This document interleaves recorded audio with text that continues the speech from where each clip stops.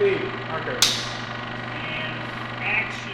This podcast is being recorded at the Motion Picture Institute, the oldest film school in Michigan, training the next generation of filmmakers today. Check out the website motionpicture.edu and schedule a tour now. And welcome back to the show, guys. Today I'm coming to you from Motor City Comic Con in Novi, Michigan. Places like this 10, 15, 20 years ago were nowhere near as populated, and they were pretty much dominated mainly by comic books and that kind of culture. But thanks to movies and TV shows, places like this have seen a significant uptick in attendance and just overall the kind of variety of people that come to places like this. Anything that's been put in front of a camera is probably in this building today. And that means there's a perspective. And filmmakers have contributed hundreds of thousands of hours and passion, tear, blood, you name it, to make the kind of stuff that we enjoy, that people like this come here to celebrate. So, without further ado, let's talk motion picture. Dun, dun, dun, dun, dun, dun, dun, dun, dun. Dun, dun, dun, dun, dun, dun, dun, dun, dun. All right, so you are a clone? No, not clone. You're a stormtrooper. No, I'm a clone trooper. You had it right. So what's like a life in the day of a clone trooper? It's a lot of armor buffing. The stuff you can't get out it'll bug you, and that's kind of all it is with this armor. You wear it for a con. Oh, this bothers me now. I'm gonna fix that. Oh, this bothers me now. I'm gonna fix that. What is it made out of? It is all plastic. This is all plastic? It's all vacuum formed plastic. Huh. It's pretty hard plastic. It is, but it's not light in the slightest. Are you able to educate me on what this is? This is, oh God, why can't I remember the name of my own blaster? DC-15A. May I? Or S. Yeah. Oh, wow. Oh, that's a decent weight right there. That's pretty sick. Yeah. It's made out of Durafoam. That is pretty sick. And you guys buy this online, or do you make these as well? There was a guy who made these out of this material, and their whole business shut down, and no one knows how to make them anymore. Wow. He was a part of the 501st in a different garrison, I'm pretty sure. And what is the 501st?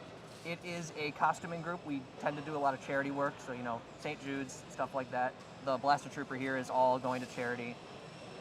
None of that's required, but it's bad guys doing good, make people smile, have fun, wear a costume. It's all for fun. We are on the hunt for R2-D2. He is somewhere around here. He is remote controlled. We're going to find him. He's part of the 501st organization we just spoke to. I hear him booping at the back.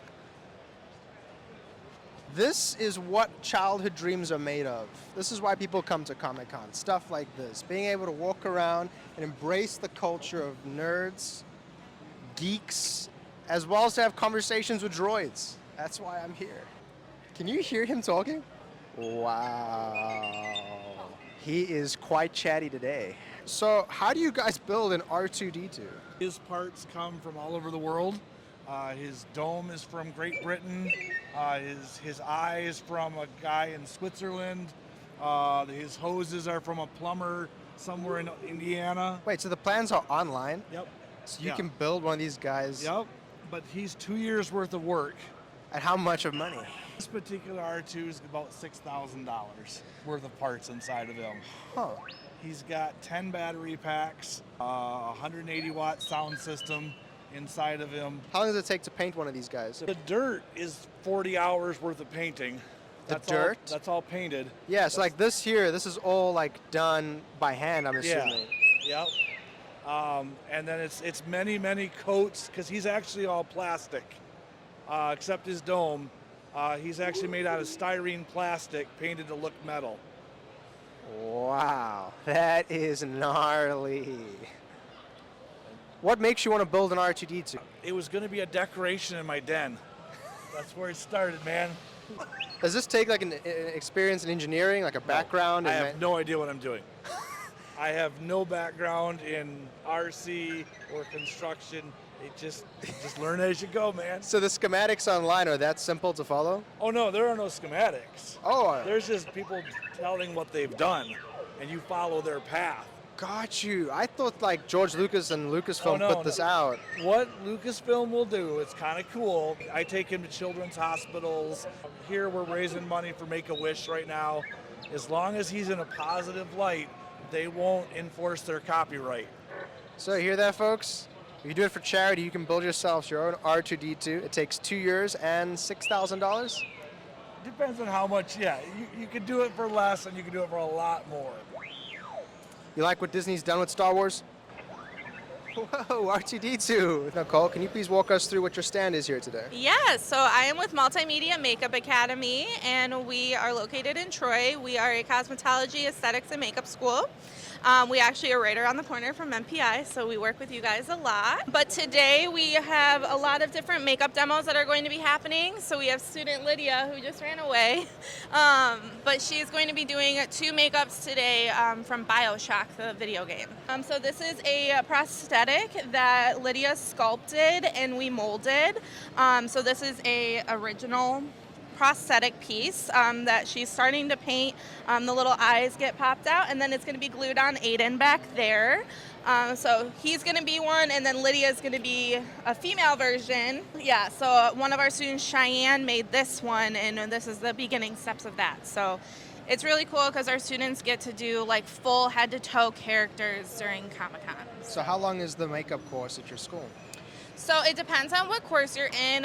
Roughly our longest program is a little over a year.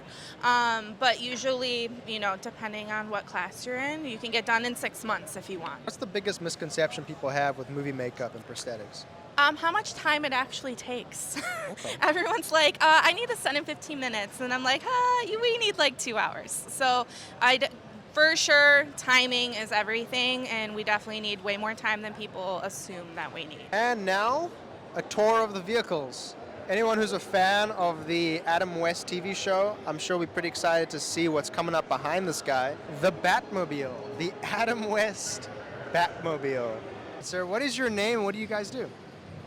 I'm Mel, and I own a bunch of Hollywood replica cars, and we've had more this year than we've ever had. We got 3 cars here, that car there, and the Bat boat. So How do you get your hands on movie replica cars? this one we made, Oh, wow. and some of I find on eBay. How long does it take to make a car like this? That took 3 weekends. 3 weekends? Yeah. Where do you get that much carpeting? At a carpet store. Carpet store? All right, so what is the coolest car you have in your collection, in your opinion? What is the craziest one you had to get? Craziest or coolest?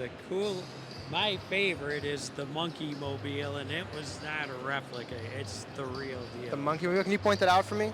It's not here. It's not here? It Can was you tell me how you got your hands on a Batmobile? eBay. What do we have here, sir? Acto 1. Ecto 1? Yes. How did you guys get your hands on this? We just got it. And you're a Ghostbuster? Yes. What type of Ghostbuster, sir? Ghostbusters Detroit. Ghostbuster Detroit? What do you like so much about Ghostbusters? I just like to be a Ghostbuster. You're a Ghostbuster? Feel good, yeah. And what's your name, sir? Devontae, Devontae? aka Trey. I think you're the coolest Detroit Ghostbuster I've met. Thanks. So right here we've got a movie replica, Back to the Future time machine. It was not a screen used car, but it is a mock-up. It is a stock 1981 DeLorean underneath all of the Hollywood. All of the Hollywood add-ons took about 7 months to give you what you see here. Except for the hover conversion, that was an add-on that was designed by our team, and then we set it up for private events, corporate events, Comic-Cons, that type of thing. Do you mind if we take a closer look? Absolutely not, please, let's do. So all of the bells and whistles are just like the movie. So you've got the time circuits, we've got them on the correct date for today. So if we're doing a corporate event, we can always customize it to whatever date someone wants to go back to, whether it was for a wedding and when they met, or if it's the beginning of a business. And then we change the flux bands, different colors, so we can swap those out for corporate colors. How much power does it take to power this bad boy? So it's really interesting. The budget at the end of the car build, when DeLorean made the car, they had spent a lot of money on the stainless steel body, the gull wing doors, and so when it came to put the power plant into it, it's a 6-cylinder Renault, Volvo, Peugeot engine. So it doesn't really have a lot of power for the stainless steel body. Interesting. And this is a real DeLorean that was then turned into a movie replica. 100%, yes, just like they did for the movie. Be able to sit in it? Would that be possible? Absolutely. This is a dream come true. Okay. Marty McFly ain't got nothing on me. Wow. This is nice. And it fully drives? Functions? It is 100% drivable, yes. Street legal and drivable. And this is signed by Christopher Lloyd? Yes, Christopher Lloyd was here at Motor City Comic Con last year. We had the car set up. So he did 3 days of his photo shoots in the car with the fans. We've also got Michael J. Fox's autograph on the passenger visor, where he would be right next to Doc. Watch your head stepping out. That stainless steel is unforgiving. We're based out of Columbus, Ohio, and again, we're Ohio Time Machine Rental. Sir, you're amazing. My pleasure. Thank you, sir. Lydia, give me an update. One of the faces is done. The other one isn't painted yet. My model Aiden is getting changed into costume so we can apply it and then start painting it. You just painted like the lips, the eyebrows, Yeah, the base a little more, I guess. a little glow up. Yeah. And then how far are we from putting this on people's faces? So this one will be a little bit, but if you want to come back in like 10 minutes, you can see me applying to Aiden and start painting him. And how's that one looking so far? Oh, that is something, Yeah. man. So one of the evening students, Kaylin, actually made this. It's already been applied to someone's face and taken pictures of and everything. But when a prosthetic comes off an actor, does it get disinfected and used again? Can it be used on other people? Like, what are the rules on that? No. So like this is kind of different. This can be taken off and like kept, but we wouldn't probably reapply it to someone. But for like those prosthetics, smaller ones for like wounds or lacerations, those get just thrown out and like can't be resalvaged at all. We are here with Sean Carlson, an artist. Sir, can you walk me through a little bit about your art? Well, traditional hand-done, a variety of different mediums, but primarily acrylic or watercolor on either canvas or illustration board. A lot of people are going digital nowadays. I got a lot of respect for the digital artists. There's some really great ones out there, but for me personally, still nothing beats the actual pencil to paper, brush to canvas. It's still the best. It looks like your fandom has inspired you as an artist. Yeah, absolutely. The biggest inspiration I have is other artists and, all these different universes and worlds. Got into this from the X-Men cartoon back in the 90s, the classic one that's since been brought back. And all that sort of stuff, it's my biggest inspiration for sure. When you're young and when you first see this kind of stuff, it's the superficial things that inspire you. The colors, the powers, the fantasy aspect of it, and that's still really big for me. I mean, that's like the candy of it all. You identify and empathize with the character going through it. Or like I said, a moral tale, it can be, the traditional good or evil, or the really great ones that explore kind of the gray area that's in between that. That's the stuff I never get enough of. What advice would you have for people in a similar situation as you? People a little bit behind you, younger people just starting off who want to get up into this. Practice every day, and don't just draw the things that you want to draw. As a young artist coming up, I have, the human anatomy, that's what everyone loves drawing, but that can't just exist in a void in your sketchbook. You got to know how to draw backgrounds, cityscapes, the parts of the human anatomy that you don't really like drawing. Feet are always kind of not the most fun things to draw, but if you want to do comic books or do any art on a professional level, you have to know the full breadth of what you can render. So and practice. It's a lot of people think it's a skill that you're just naturally born with. It isn't. You work on it and hone it just like you would learning the violin or any other skill. So Bruno, can you tell me a little bit about your art? Sure. So I do commercial illustration, a lot of it for the film, entertainment, and sports industry. And what got you so inspired to do this kind of stuff? These are things I love.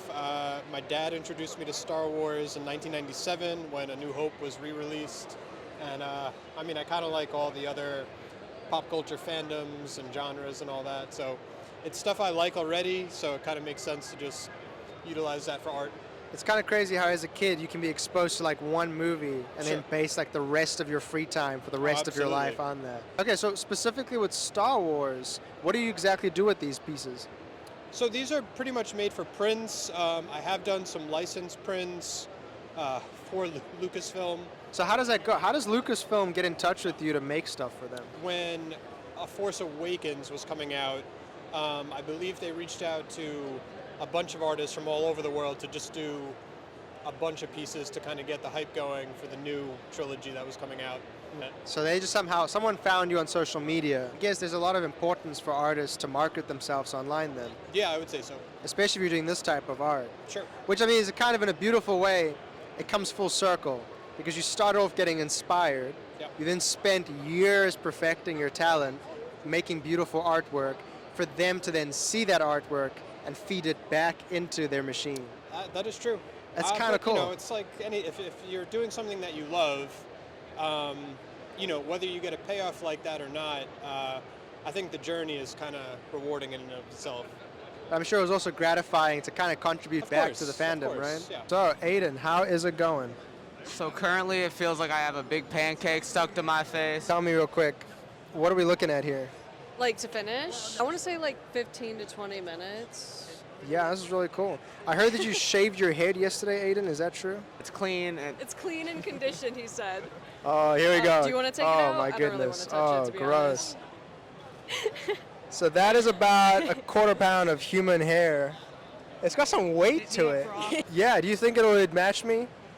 let me see the beard. I think you can make it work. Do you need someone to take this hair back from me? It's kind of weird. He can hold it. I guess I have one last question, actually. Aiden, is there any advice you'd give to someone who needs to go through this process? Bring liquid. The dry mouth kind of sucks, and have your eyes closed the whole time. So meditation and straws. That's Yeah. pretty much the gist There of you it. go, yeah. All right. Thank you, guys. I am with Martin Kleber, accomplished actor who's been in part of franchises like Pirates of the Caribbean. Sir, I appreciate you giving us your time so generously. I'd love to have just a couple tidbits of your experience as an actor. If you could just let us know what that's been like for you. Yeah. Well, I grew up here in Troy, Michigan. Went to all the schools there, and it was actually my drama teacher at Troy Athens who got me to get the bug for acting. So I did Broadway for about 10 years, and then finally I moved to LA in 2000. So I figured I'd want to try see what the movie side was like of the film. And a couple commercials and a couple movies later, and I was living there. I lived there for the last 20 years, and I now live in Knoxville, Tennessee, because you no longer need to live in California to be in the business. They shoot so much everywhere else throughout the United States. How did you land a franchise like Pirates of the Caribbean? How did that come about? I was lucky. I was working on a movie called The Haunted Mansion with Eddie Murphy and another film. I'm a big fan of But that there movie. was a stunt guy on both of those films that I was with, and he was the one who told me, hey, Marty, they're going to be doing a movie about the Pirates of the Caribbean ride. And nobody knew it was going to be huge. They just thought, because they thought Haunted Mansion with Eddie Murphy was going to be the big blockbuster. And so I put in my name and got on as a stuntman, and then the role just kind of took over as itself. And next thing I knew, I did 4 out of the 5 movies, and I've been lucky. I'm a big fan of the movies, sir. Thank you. I guess, yeah, so with everything you've experienced, you've gone to a level that most actors can only dream of getting to. What advice would you have for up-and-coming actors like yourself? Get really good at doing auditions and self-taping, because it's not the world that I grew up in, where you had to drive down to Hollywood and go in front of a cattle call of a bunch of people. Now it's self-tape at home, and if you're not able to connect to that casting director, you'll lose them within the first minute. So be really good at doing that and speaking, and let it all hang out. Don't pull back. They'll tell you, hey, we need more, or pull back if they want you to. But give it everything you got and just go for it. Martin, I'm a big fan, sir, and I appreciate your time. Thank you very much. I'm guessing you're a movie fan, miss. So what are you looking for? I'm looking just at anything. Just trying to see if I can find anything to put in my room. You're going through the horror section. Are you a horror fan? Kind of, yes. What's your favorite horror movie? I like Halloween. Halloween? Yeah. I mean, look, they've got Scream. I don't know if they have a Halloween poster. Wow, they do have a Halloween poster. That is, wow. Call me a liar. And do you think movie posters are a little out of place in a Comic-Con? No, not at all. What about it do you think just fits perfectly with the culture? I think that it fits perfectly with culture because, everybody kind of has to base their own style off of something. What kind of impact do you think horror has had on pop culture? I think that it kind of gave the public a new perspective to look at film in a way that it isn't always just happy things. It can be more like scary things too. Is it like a relief, like a sensation? Yeah. Because I've heard it being compared a lot to like roller coasters. Yeah, it's like it builds up and then it's like a really kind of rush of excitement when it's at the climax. Are you a Star Wars fan? No. You don't like Star Wars? A little. Just a little. What do you like about Star Wars? Guns, lightsabers, everything. Which one of these lightsabers is your favorite? Red. Red's your favorite lightsaber? Yes. But that's the bad guys. I know, but I need to know how to crime fight. You think the bad guys fight crime? Yeah. I think they do the crime. My favorite color is red. All right, who's your favorite bad guy? Darth Vader. Good choice. I'm here with Aaron Noble and Robert Wax. Guys, what are we doing at Comic-Con today?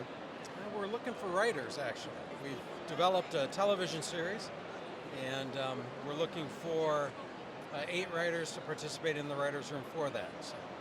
How would you find a writer at Comic-Con? What's the trick? You know, when I'm walking up and down, we're both looking for someone that has their original work out, and it has multiple ideas. So maybe not just one, but they have like a lot of different concepts going. What we're doing, it really falls well into the comic book vein. It fits really well. It's a story about a deck of cards. Deck of cards? Yeah. That's but really it's cool. deeper than that. Oh. Much deeper than that. But a deck of cards. All right, and Aaron, you guys tell me why you're here today, sir. Well, I'm moral support and a bodyguard to this guy. Bodyguard? Pretty much a bodyguard.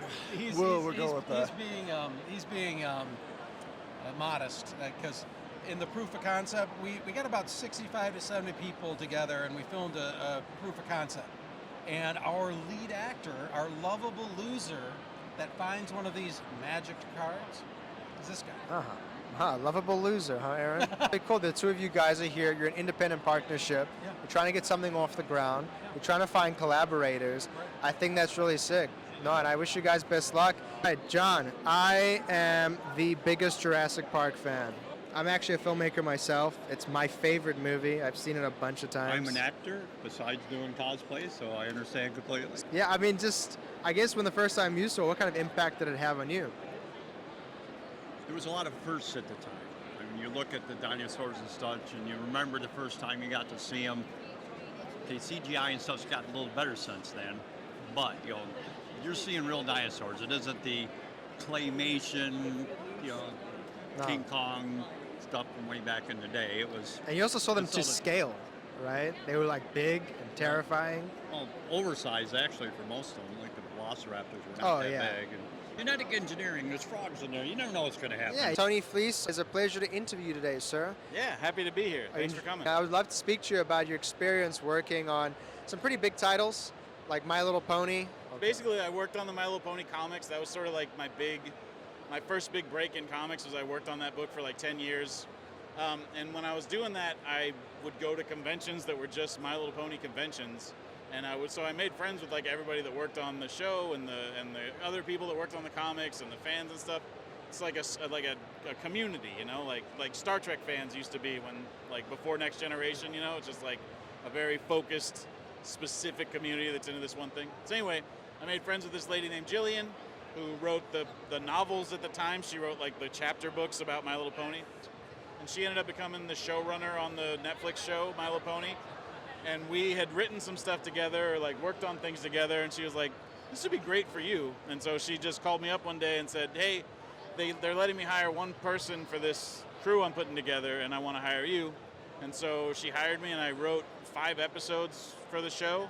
I had never written a screenplay before. I didn't own Final Draft before I got the job, so I had to buy Final Draft and look up how you're supposed to do it, because I just wrote comic books, What's the biggest difference from jumping from writing comic books to writing for television? What's crazy is that TV pays way better, but is way easier to write, because with comics, you're not just writing the dialogue and the scene header or whatever. You're writing the panels and what happens in each panel, and it's sort of broken all the way down. You're sort of doing more parts of the job than just writing the screenplay for or the script for a TV episode. And then you got to do something really, really cool that I'm a big fan of. You got to do the comic book continuation for Army of Darkness. Yeah. How did that come about? So, Dynamite has published Army of Darkness comics since 2004. They've been doing it for 20 years now. And I had worked for them when I was working on My Little Pony. I would do like these cute little Scotty Young style baby covers, basically, where I would draw like a little baby Ash and baby Vampirellas and stuff, like baby versions of their characters. And then I did this book called Stray Dogs, and when that was very successful, they hired me and Trish, who worked on Stray Dogs with me, to do like a bunch of variant covers with dogs, and we did an Army of Darkness cover with dogs. And then they were like, hey, would you be interested in writing Army of Darkness? Like, if you could do, we want to do like a big 30th anniversary of Army of Darkness book, what would you do if you could do that? And I was like, well, has anybody ever done the sequel to the movie? Like, there's two endings to Army of Darkness. There's the ending where Ash goes back to S-Mart, Hail to the King Baby, this sort of thing, you know. But then there's this director's cut, like, European ending, where Ash drinks this potion to sleep for 700 years and wake up in the future, and he drinks one drop too many, and so he sleeps an extra 100 years, and he wakes up in, like, the post-apocalypse. I didn't even know this was a real thing. Oh, yeah. Look it up on YouTube. It's awesome. So the story that I pitched them was like, has anybody ever done what happens after that other ending? And they were like, nobody ever did that. And I was like, well, that sounds like what I would want to do. So I did. I said, like, what I'd like to do is, like, tell a story that's the future Ash, but then also make it work with the ending that everybody else knows, and tell more stories about Sheila. And I wanted to do, like, 3 timelines at the same time. Also, like, I love the movie, but I love 2 and, like, the first and second one even more because they're gorier and more violent. And so I was like, well, if I'm going to do this, I also want to make it very violent, because that's what I like about this too. Like, and the TV show's very violent. Like, I like Ash as just a regular guy that has to see, like, horrific violence all the time and just be like, with a chainsaw arm. Yeah. What is, like, the downsides and upsides of working with such big IPs? You know what's crazy is most of the IPs that I work for, like, I've worked on Star Wars, I've worked on My Little Pony, like Army of Darkness, Rick and Morty. All of those ones, the ones that you would think of as, like, licensed comics, the notes are very minimal. They're just like, this is fine, it's cool, we like it, you know? But then when you work with, like Marvel and DC stuff, which I'm doing a little bit of now, the notes are much crazier. Elaborate. Well, because it's not like a licensor just owns a thing, and they have a person that reads it and goes like, this is fine, this doesn't break any of our rules.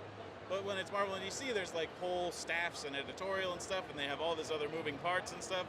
So, like, My Little Pony, when I'm drawing it or writing it, is the only My Little Pony comic that matters. Nothing else is crossing into it.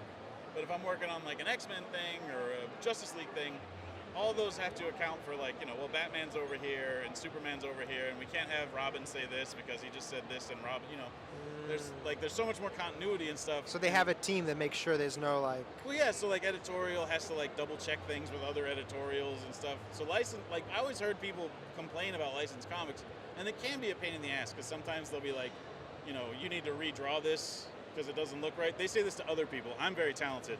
They never said that to me. But I hear tell that people will be like, you need to redraw this, get it closer to on model, and people would bitch about that. But I've only, like, exclusively had good experiences with licensors. As someone who's found success going from independent to the mainstream, I would like to know a little bit about how you found yourself in that position and what advice you could give to up-and-coming people who are trying to get into the same place as you. Every time I've had any success, it's been from making my own thing, doing something that, like, figuring out what's unique to me and my point of view and my perspective, and doing that, and just trying to do something different than what everybody else does. Like, I see a lot of people make comics that are like the comics that they love, and that's cool, but, like, that already exists, you know, like, there already is that. So, like, you gotta, like, figure out a way to do something that's different. That's a great way for people to be like, oh, I read this comic. Like, I had a friend that made a comic one time, it was called Clown Fight. It was about 2 clowns getting in a fight. I'll never forget it, because I was just like, this thing rules. It sounds I would tell awesome. people about it. You got to read Clown Fight, you know? So you just figure out, like, what the thing is that you haven't seen before, but is unique to your sensibility or, like, your thing, and do that. It's important to have your own voice, to have your own point of view. Beyond that, you just have to make it in the first place. Like, to get into comics, I don't know anybody that got into comics without making comics, you know? You have to actually just make comics. And the good news is they're really easy to make. Oh, you make it look easy, sir, and you've made Thank some you. really good ones. I'm a big fan, so thank Oh, you for this. I appreciate it. I really appreciate it. Thanks, Keanu. Thank you, Tony. Alrighty, guys, and that is Motor City Comic Con 2024. I had a lot of fun. I got to interview R2-D2 and sit inside a DeLorean. Quite a fun thing to take off your bingo list. But I guess more so my final thoughts, as I said in the beginning, places like this have changed forever. What filmmakers are doing right now is changing our culture. This is a community, and this community is fostered by the stuff they enjoy. So I, for one, am proud to be a filmmaker, and I think for all the hundreds of thousands of people at this community at large, it's just cool to see what the work you do can inspire. So without further ado, guys, that's been Let's Talk Motion Picture at Comic-Con. I hope you enjoyed. Peace.